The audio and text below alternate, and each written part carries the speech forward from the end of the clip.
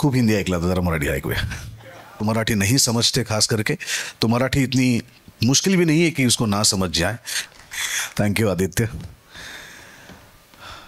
Gautam sir, thank you so much. सगळ्यात पहिल्यांदा खूप हिंदी ऐकला तर जरा मराठी ऐकूया. सगळ्यात पहिल्यांदा संत तुकाराम या भारतातल्या अतिशय सर्वश्रेष्ठ अशा संतांवरती तुम्ही भारतातल्या सगळ्यात जास्त समजल्या जाणाऱ्या भाषेमध्ये हा चित्रपट निर्मिती करायचं ठरवलं, त्याबद्दल तुमचं मी मनापासून आभार व्यक्त करतो. आदित्य, तुझंही मनापासून आभार व्यक्त करतो की भारतातल्या एका अत्यंत महत्त्वाच्या संतावरती 2 मराठी चित्रपट येऊन गेलेत, तेलुगू येऊन गेला आहे, पण तू हिंदी चित्रपट करायचं ठरवलंस आणि इतका सुंदर चित्रपट तू तयार केलास, इतकी चांगली टीम तू गोळा केलीस, त्याबद्दल तुझंही मनापासून आभार. तू स्वतः एक ॲक्टर आहेस, डिरेक्टर आहेस. मी मगाचपासून सगळ्यांबद्दल ऐकतोय की फक्त स्वतःपुरतं न बघता आपल्या आजूबाजूला असलेल्या उत्तम टॅलेंटला तू पुढे येण्याचा वावही देतोस, त्याबद्दलही तुझे खूप आभार. मगाशी शिशिरजींनी सांगितलं की तो खारघरला फिरत होता, ते मुंबईत फिरत होते, लोणावळ्यात फिरत होते आणि मी गोरेगावमध्ये फिरत होतो तेव्हा त्याचा मला फोन आला. तर सगळ्यात पहिल्यांदा मला विश्वास बसला नाही, मला हसायला आलं विनोदाच्या अंगाने नाही, की कधी कधी आपल्याला आपल्या अपेक्षेपेक्षा आपल्या लायकीपेक्षा जास्त मिळालं की आपल्याला हसायला येतं ना, की अरे लॉटरीचं तिकीट लागल्यानंतर जशी माणसाची अवस्था होते तशी माझी अवस्था झाली. याचं कारण संत तुकारामांचा चित्रपट हा माझ्या आयुष्यातला माझा पहिला चित्रपट असणार होता.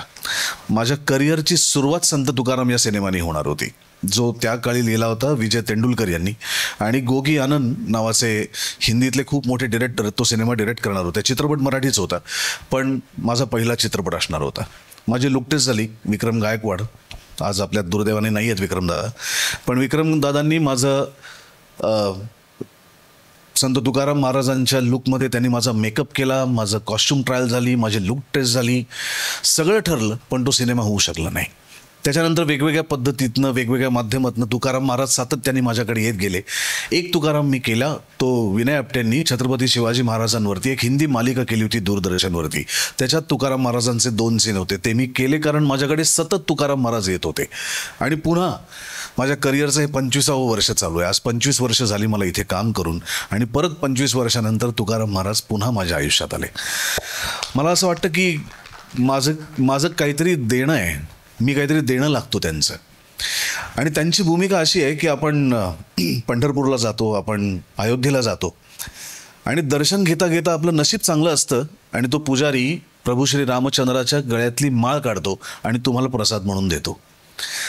तसं मी समजतो की मी पंढरपूरला गेलो होतो पांडुरंगाच्या दर्शनासाठी, आणि पांडुरंगाने हात ठेवले होते कटेवरती, त्या हातामधनं काही शब्द ओघळले, ते ओघळलेले शब्द म्हणजे तुकाराम बुवांचे अभंग होते, आणि ते मला प्रसाद म्हणून वाटायला आले. तसा हा रोल माझ्यासाठी प्रसाद म्हणून आहे, आशीर्वाद म्हणून आहे.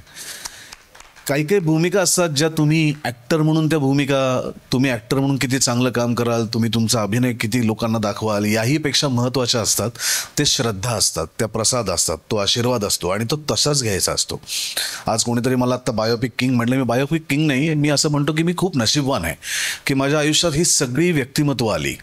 मग महात्मा बसवेश्वर पण आले, जे लिंगायत समाजाची संस्थापना ज्यांनी केली ते महात्मा बसवेश्वर आले. माझं पहिली भूमिका जी व्यावसायिक अभिनेता म्हणून मी केली ती प्रभू श्री रामचंद्राची होती, त्यामुळे तेही आले. ज्ञानदेवांचे मोठे बंधू ज्यांना त्यांनी स्वतःचं गुरु मानलं होतं ते निवृत्तीनाथही आले, तेही मी केले. त्याच्यानंतर अर्थातच बालगंधर्व आले, लोकमान्य टिळक आले, काशीनाथ घाणेकर आले, छत्रपती शिवाजी महाराज आले, आणि तुकाराम महाराज पण आले. मला असं वाटतं की बाजीराव पेशवा तेही राहिले, तेही येऊन गेले.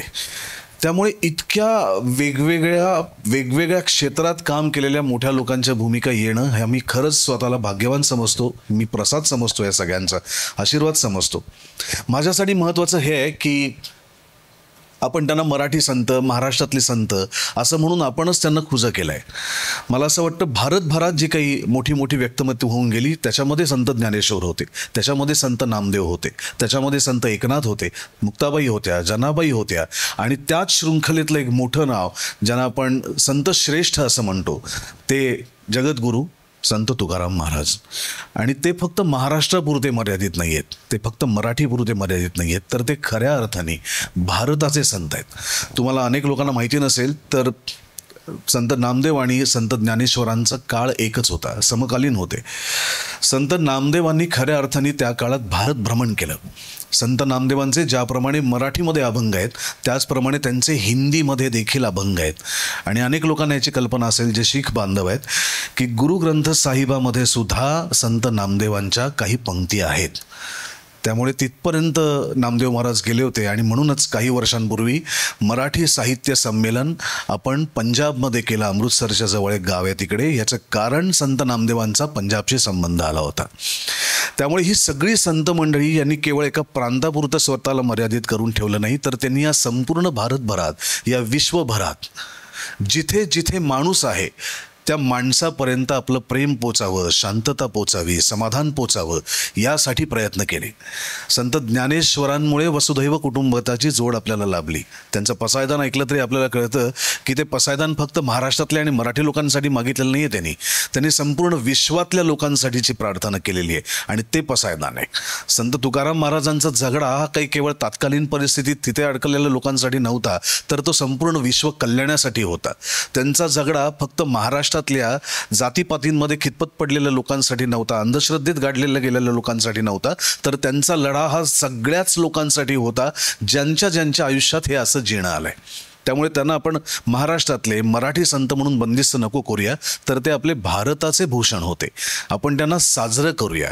आपण जर त्यांना अडकून ठेवलं ना तर आपण साजरं करणं बंद करतो. आपल्याकडचा एखादा सण जसा आपण साजरा करतो तशी आपल्याकडची भारतातली ही सगळी मोठी माणसं आपण साजरी केली पाहिजेत. आणि संत तुकाराम चित्रपट हा साजरा करण्याचा चित्रपट आहे, हा सेलिब्रेट करण्याचा चित्रपट आहे, हा एक सोहळा आहे, हा चित्रपट नाही आहे.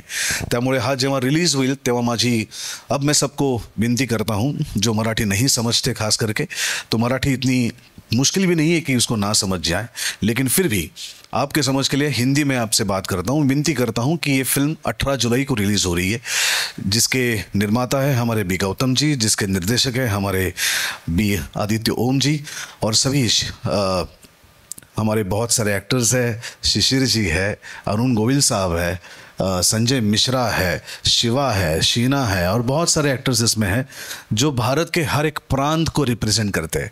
देखिए इस फिल्म की खूबसूरती भी एक है, इसका जो प्रोड्यूसर है वो चेन्नई से है, इसके कैमरामैन जो है वो हैदराबाद से है, इसके डायरेक्टर जो है वो लखनऊ में रहते हैं लेकिन तेलुगु फिल्म में काम करते हैं, इसकी जो हीरोइन है वो पंजाब से है. तो पूरे भारत ने मिलके संत तुकाराम को बनाया है. तो अब पूरे भारत ने मिलके संत तुकाराम को देखना भी चाहिए थिएटर में जाके. बस विनती इतनी है कि 18 जुलाई को सिनेमा रिलीज हो रहा है, आप ज़रूर जाइए और मेरा और इन सभी एक्टर्स का काम देखने के लिए, संत तुकाराम जी का चरित्र देखने के लिए सिनेमाघरों में जाइए. धन्यवाद. जय हिंद.